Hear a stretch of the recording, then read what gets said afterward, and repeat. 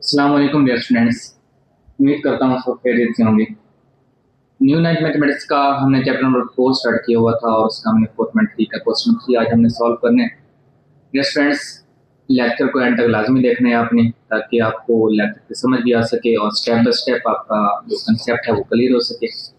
तो आज हमारे पास है question number 3 exercise 4.3, find LCM of the following expressions by using prime factorization method.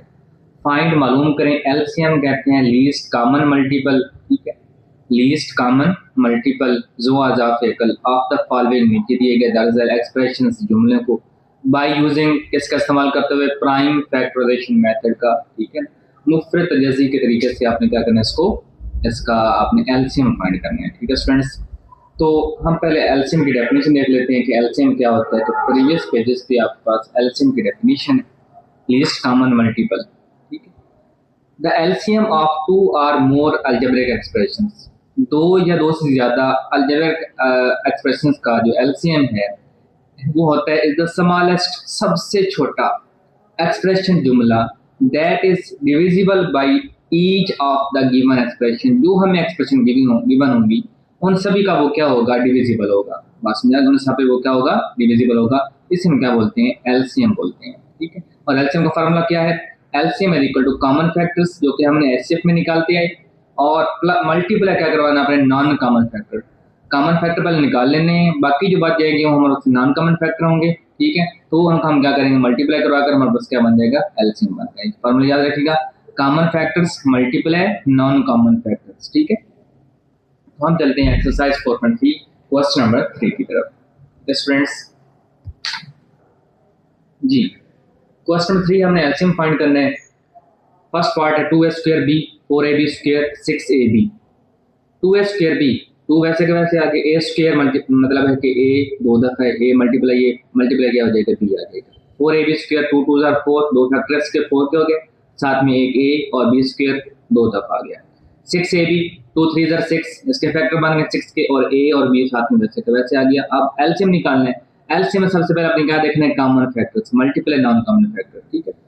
अब कॉमन फैक्टर क्या है इनमें, एक तो हमारे पास क्या आ रहा है, ये 2 कॉमन है, उसके बाद ये a कॉमन है, उसके बाद b कॉमन, ठीक है। ये मैंने लिख लिया 2 मल्टीप्लाई a मल्टीप्लाई b। यहाँ तक कि हमारे पास जो प्रीवियस कंसेप्ट था एचसीएफ वाला वो हमने सॉल्व कर लिया। मल्टीप्लाई जो नॉन कॉमन फैक्टर जो यहाँ पे बच गया, इसमें क्या बच गया, बाकी a बच गया था, यहाँ पे क्या बच गया 2, और यहाँ पे क्या बच गया b, और यहाँ पे क्या बच गया 3। तो ये मैंने यहाँ पे लिख दिया। आंसर को मल्टीप्लाई करवा दो, 2 3 6, 6 2 12, a multiply a square, b multiply b square.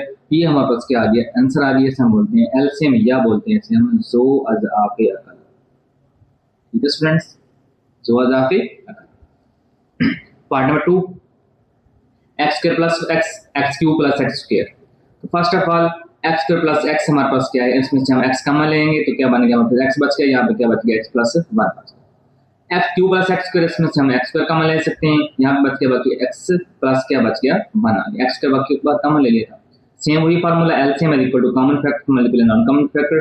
Common factor कौन कौन से हैं, ये हमारे पास एक यहाँ से ये कॉमन है, और एक एक्स कॉमन है यहाँ से, यहाँ पे 2 एक्स, यहाँ पे क्या एक एक्स है, तो एक एक्स कॉमन और साथ में एक एक्स प्लस 1।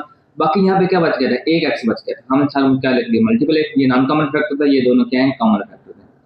तो x multiply x, x square, x plus 1 वैसे का वैसे साथ है, ठीक है। ये हमारे पास क्या बन गया, आंसर, ठीक है स्टूडेंट्स। नेक्स्ट हमारे पास है part number 3, a square minus 4a plus 4 और a स्क्वायर माइनस 2a।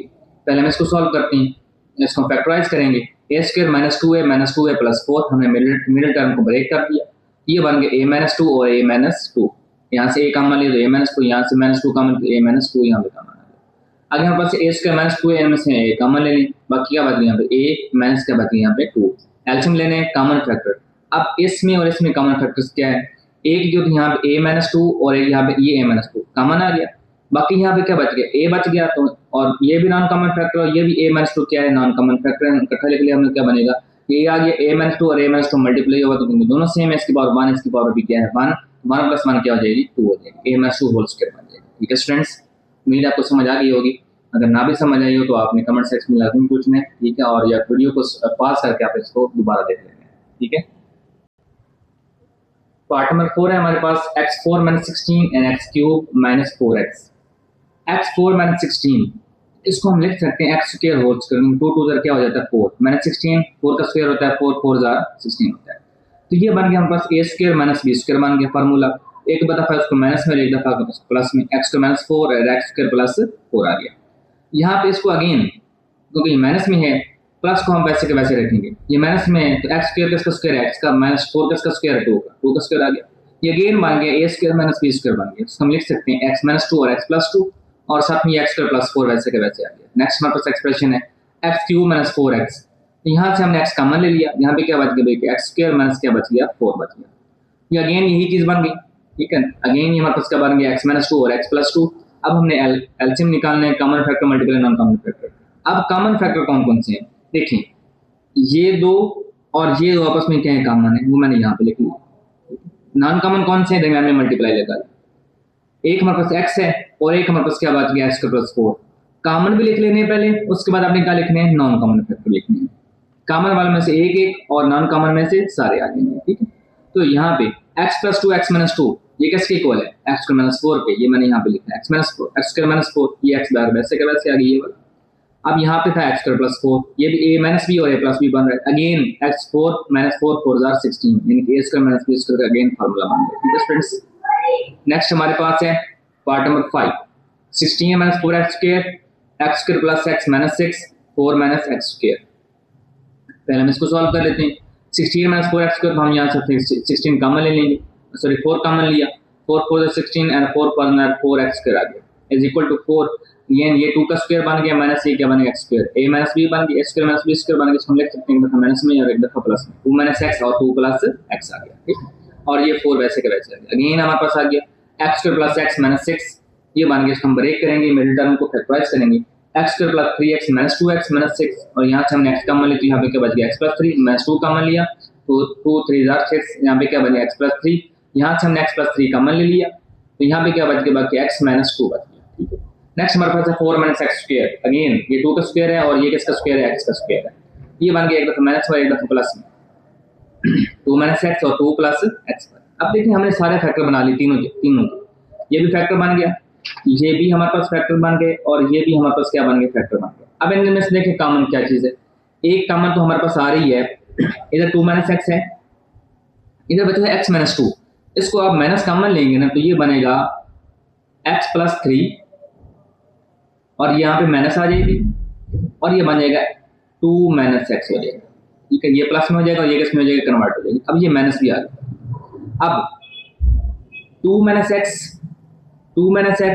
और 2 माइनस x ये कॉमन आ गया, इसमें से और कोई चीज कॉमन नहीं है, बाकी क्या रह गया 4 और साथ में एक माइनस कॉमन आ गई, 2 प्लस x बच गया था और साथ में ये x प्लस 3 बच गया, ये हमने यहाँ पे लिख लिया। अगेन आ गया हमारे पास 2 माइनस x और 2 प्लस x क्या होता है, अगेन a माइनस b और a प्लस b है ना, तो ये बन गया a का स्क्वायर माइनस b स्क्वायर इनके 2 का 4 माइनस x स्क्वायर बन गया और साथ में क्या रह गया माइनस 4 और ये क्या आ गया हमारे पास x प्लस 3 आ गया। तो ये था हमारे पास पार्ट नंबर 5। तो होप कि आपको इस क्वेश्चन नंबर 3 के समझ आ गई होगी तमाम पार्ट्स की। तो इंशाल्लाह मिलते हैं नेक्स्ट लेक्चर में। नेक्स्ट लेक्चर में हम क्वेश्चन नंबर 4 सॉल्व करेंगे। तो आपने इस लेक्चर को दोबारा देखना है ताकि आपको कंसेप्ट क्लियर हो सके और आपने चैनल को सब्सक्राइब और लाइक लाजमी करना है। Thank you so much. अल्लाह हाफिज़।